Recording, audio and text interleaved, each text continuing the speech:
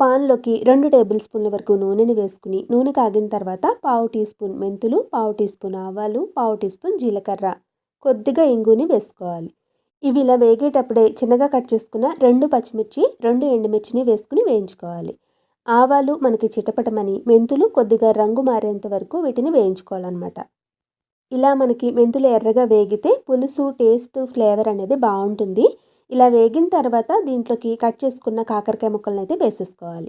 మీరు ఒకవేళ ఉప్పు రాసుకున్నారనుకోండి, గట్టిగా పిండి ఆ నీళ్ళని మొత్తం తీసేసుకుని కాకరకాయ ముక్కలను వేసుకుని వేయించుకోవాలి. ఈ ముక్కలు మనకి ఎంత బాగా వేగితే పులుసు అనేది అంత బాగుంటుందన్నమాట. కొంచెం నిదానంగా లో ఫ్లేమ్లో పెట్టి మధ్య మధ్యలో కలుపుకుంటూ వేయించుకోవాలి. ఇవి ఇలా వేగిన తర్వాత దీంట్లోకి చింతపండు రసాన్ని అయితే వేసుకోవాలి. నానబెట్టిన చింతపండుని గట్టిగా పిండుకుని పిప్పి మొత్తం పక్కకి తీసేసి నీళ్ళని దీంట్లో పోసుకోవాలి.